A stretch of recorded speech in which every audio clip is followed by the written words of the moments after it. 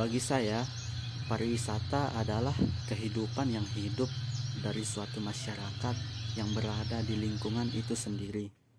Jadi, kaji, pahami, petakan, matangkan, berdayakan, dan rawat. Selamat datang di kawasan Taman Nasional Gunung Rinjani.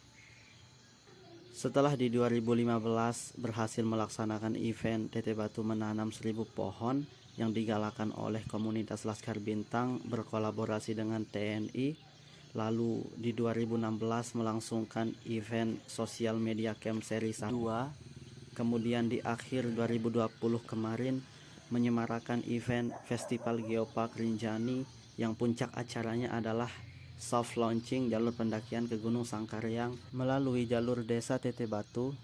Ini kembali di 2021, masih di tempat yang sama, kami kembali berkelindan di event Geopark Rinjani yang bertemakan EduCamp Seri 2. Mengangkat judul potensi biodiversity dan wellness tourism, acara ini diikutsertai oleh kawan-kawan muda dari pemuda dan mahasiswa yang berdomisili di Lombok, yang mereka dirangkul oleh Geopark Rinjani dalam sebuah ruang yang diberi nama Rinjani Geopark Youth Forum. Masalahnya bau kita mandi kan, agak mesinnya mercuang dua nganti losan. Dia sini sih biasa. No, kita aja pak merotes ini pak ketua nih. Ulang langsung kawan-kawannya. Hehe, begitulah canda tawa ringan kami di rumpun kerja. Nah, mungkin ada nih di antara kawan-kawan yang bertanya, apa sih rumpun kerja itu? Rumpun kerja adalah nama yang kami sematkan untuk tim yang menghandle kegiatan wisata belajar rappelling atau turun tebing, yang itu menjadi salah satu bagian dari program Jejak Coca-Cola di bidang kegiatan jasa perjalanan wisata luar ruangan. Dan karena saat ini Jejak Coca-Cola juga fokus di 3 bidang itu. Bidang apa sajakah itu? Hehe, ada yang bisa jawab? Kita kasih bocoran saja ya. Terus kalian promosi juga. Yang pertama, bidang penyewaan atau rental alat outdoor, mulai dari tenda, sleeping bag, matras, keril, kompor, gas, sepatu, dan kawan-kawannya lah. Yang kedua, bidang jual beli alat outdoor. Dominannya ke alat pendakian sih. Mulai dari alat tenda, matras, jaket gunung, celana gunung, dan kawan-kawannya juga. Dan yang ketiga adalah bidang kegiatan jasa perjalanan wisata luar ruangan.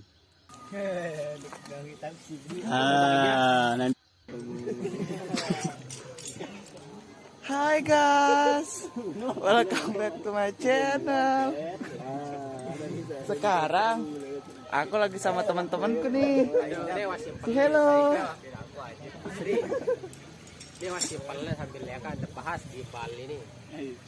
Oke guys, jadi kita mau bahas terkait gimbal. Ini gimbalnya guys. Ini baik tambah hasil kan itu gimbal.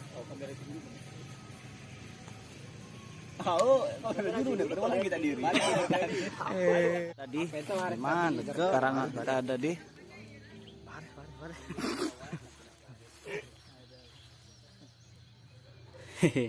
dan begitulah seru-seruan ala kawan-kawan Laskar Bintang di tengah kesibukan men-setting tempat dan alat yang mendukung kelancaran berlangsungnya acara. Ya, sudah sering sekali memang kami ditugaskan untuk menjadi event organizer semacam ini. Namun tetap saja walau sudah terlampau sering, banyak hal baru, pelajaran baru, dan kawan-kawan baru yang kami dapatkan dari sebelumnya. Terima kasih seluruh orang-orang baik. Aku kedua nih tahun 2017 baru olah. Dengan opini aku sih ingin berajat dia. Ada Aduh, ide. yang akan masuk di kebun. Jadi kita bikin paket wisata pengamatan satwa tidak hanya yang pasti cerita-cerita di balik itu bagi saya jadi hire dan untuk pengembangan. Setelah itu ada Pak isinya dibuka sama batu. Baiklah, acara dimulai. Masyarakat itu sendiri yang nggak tahu. Burung hantu lagi lagi melampung ya. Ada contoh itu cagar desa itu nanti malam kita pengamatannya di sini. Makanya kita minta bawa senter dan bawa speaker aktif ya. Karena burung itu cukup mahir untuk bisa dipanggil dengan suara. Jadi nanti malam pengamatan. Nah, besok pagi itu kita keliling-keliling. Sore ini nanti akan dijelaskan tentang bagaimana sih ceritanya ekowisata berkembang di Teteh Batu Kembang Kuning. Kenapa Kembang Kuning itu ngehits sampai juara nasional ya. Nah, makanya Kemudian kalau kita bicara taman nasional adalah kawasan pelestarian alam yang punya ekosistem asli. Dia harus punya, jadi kalau mau ditetapkan di taman nasional dia harus punya ekosistem asli. Dikelola dengan sistem zonasi. Ini yang beda dengan yang lain adalah zonasinya. Sawit kelapa. Dan dia lebih subur. Ada yang mengambil ya, pucuk daun muda atau pakai biasanya bahasa misal satu arah tapi sambil ada 5 KWP yang saya sudah bentuk. Ibu-ibu yang ambil pakis setiap hari di hutan. Mereka ngambil pakis untuk sebagai mata pencarian pokok. Kemudian ada di Desa Gogo ini ada lebih dari 1.300 orang kakak, bukan orang kakak, yang ambil rumput di hutan. saya persilakan, silakan bertanya 3 jawab enggak. Ini kita suasana biar kayak hutan. Jadi mau sambil.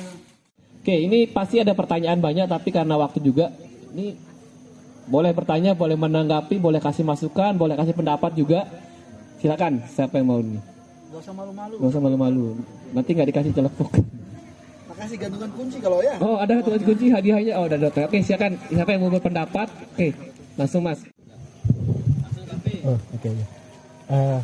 Sebenarnya tidak ada masalah. Diakui sama pemerintah. Ada diakui. Yang terjadi di Sugulan lebih dahsyat. Ada nggak masyarakat adatnya? Apa dibuat-buat? Akhirnya kan terbukti. Yang bendaharanya, waktu itu kan yang sekarang ketua Pokdarling, yang ketua Pokdarlingnya yang menanam di situ adalah bendahara yang sudah dipenjara, dihukum. Dia sadar baru saya salah ternyata. Dan dia cerita kronologisnya bagaimana dulu dia membentuk kelompok pejuang tanah adat. Nah, gitu. Jadi sebenarnya tadi saya ceritakan tadi di atas bahwa apa kalau itu punya legal formal ya tadi enclave di Sembalun cuma Acara selesai, sekarang waktunya kita prepare dan instalasi alat turun tebing. Di sini saya tiba-tiba teringat ungkapan seorang Raditya Dika. Kurang lebih dia mengatakan begini: saya ingin hidup dari apa yang saya cinta dan bersama siapa yang saya cinta. Karena dengan itu saya akan mencintai hidup saya. Sekarang kita lagi prepare. Kita lagi saya ini mau turun. Bahas nih. Oh iya, ini kita bahas. Jadi ini adalah proses penalian. Dia penalian. Lain loh, anda serius? Agak cetabang.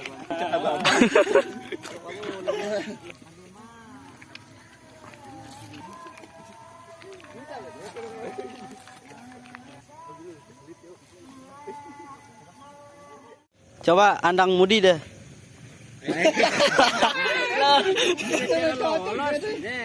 Ini cara lolos angka.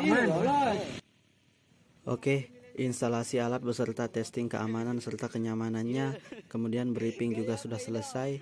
Kini tiba saatnya kawan-kawan dari RGYF atau Rinjani Geovak Youth Forum mencoba sensasi turun tebing di bendungan ulam-ulam ini.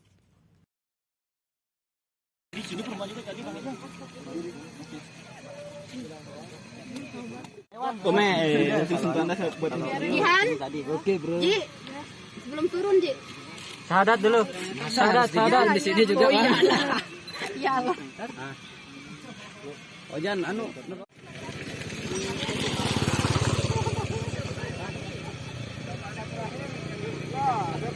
dia dah boleh secret nih.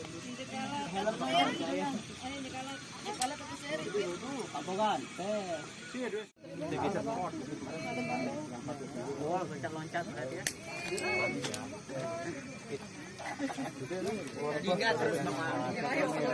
Dan amplopnya lagi. Oh ya, Undurin. Mbengin dia.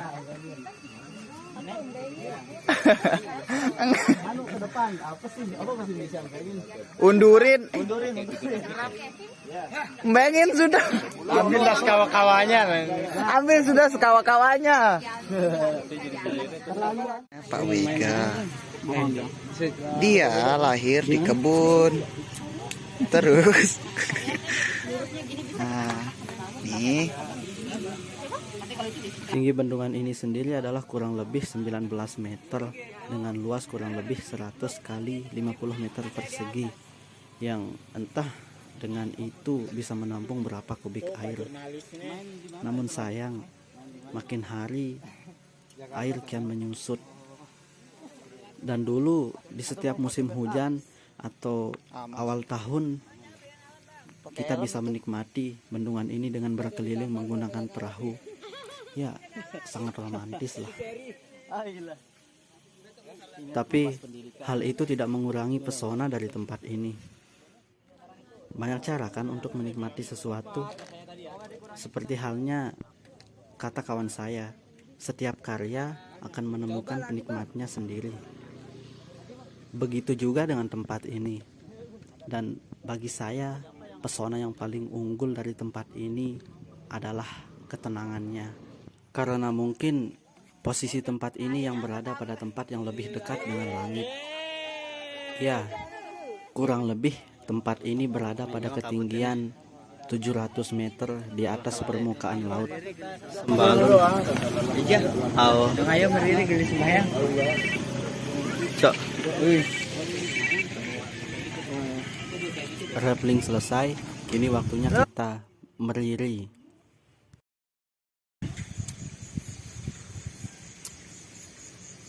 Oke, halo teman-teman. Kali ini kita berada di Ulem-Ulem, tepatnya di Teteh Batu Utara ya, Teteh Batu Induk. Kita baru selesai rappling bersama dengan teman-teman peserta edukasi camp. Selepas rappling, jangan lupa untuk ngopi. Ngopinya di mana? Kopinya ada di Kedai Sangkarya.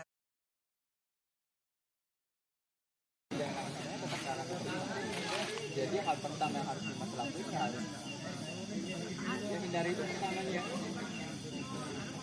Karena ntar itu juga akan berpengaruh terhadap Acara malam selesai, waktunya tidur. A'udzu billahi minasyaitonir rajim. Bismillahirrahmanirrahim. Ya ayyuhal muzammil qumil laila illa qalila. Demikian cerita kali ini. Gambar aksara merekam perjalanan dengan tulisan. Salam Lestari.